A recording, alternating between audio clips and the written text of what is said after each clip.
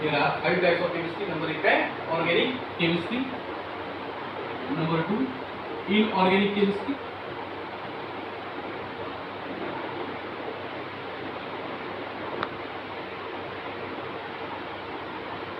Number 1 organic chemistry. Number 2 inorganic chemistry.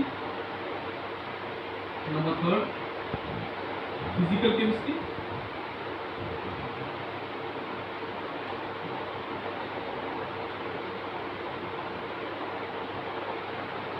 Number 4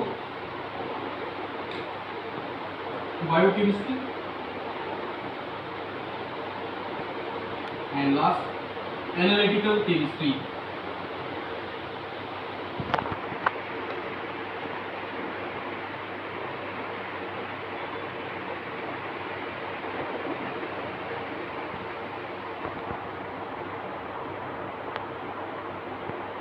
Analytical chemistry. Number first organic chemistry. Number first organic chemistry.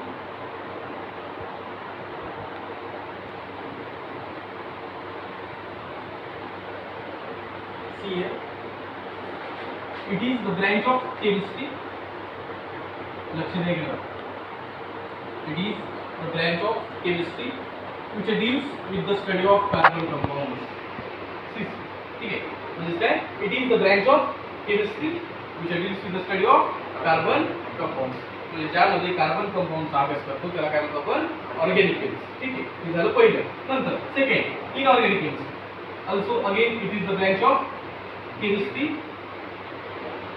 which deals with the study of without carbon atoms.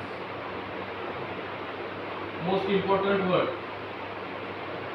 without carbon atoms. ठीक आहे, म्हणजे ज्यामध्ये carbon item नसतात. ठीक आहे, त्या केमिस्ट्रीला काय म्हणतो आपण इनऑर्गॅनिक केमिस्ट्री. आणि त्यामध्ये असतात तिला ऑर्गॅनिक केमिस्ट्री. ठीक आहे, नंतर physical chemistry. Physical chemistry it is the again branch of chemistry which deals with the study of. आता याच्यामध्ये कशाचा अभ्यास केला जातो डाटा इंटरप्रिटेशन. ठीक आहे, problems etc..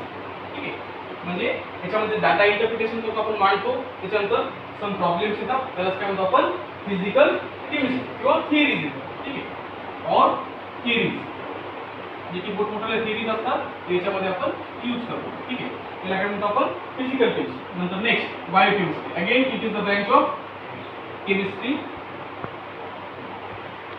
which deals with the study of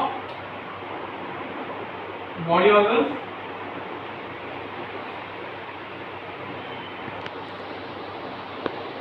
by using chemical.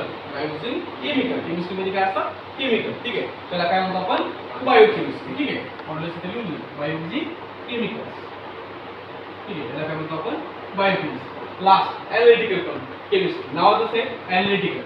Analytical म्हणजे काय ॲनलाइज करणं. काय करणं ॲनलाइज. एखादी गोष्ट आपण पाहिली अनुभवाली तिला ॲनलाइज करणं. ठीक आहे, तर त्या केमिस्ट्रीला काय म्हणतो आपण ॲनलाइज करणं. म्हणजे मोस्ट ऑफ द प्रॅक्टिकल जेवढं आहे.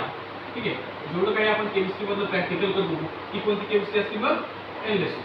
केमिस्ट्रीमध्ये जे काही आपण रसायन घेतो टाकतो इकडे. ठीक आहे, आणि सॉलिडचं कन्वर्जन लिक्विडमध्ये, लिक्विडचं कन्वर्जन गॅसमध्ये किंवा गॅसचं कन्वर्जन लिक्विड, लिक्विडचं कन्वर्जन सॉलिडमध्ये. त्याला या केमिस्ट्रीला काय म्हणतो आपण एनालिटिकल केमिस्ट्री. अशा किती ब्रँच आहेत केमिस्ट्रीच्या 5. ठीक आहे, पहिल्यामध्ये कशाचा अभ्यास करतो आपण carbon compound.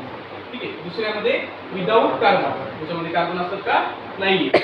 तिसऱ्यामध्ये data interpretation, problems आणि थिअरीज.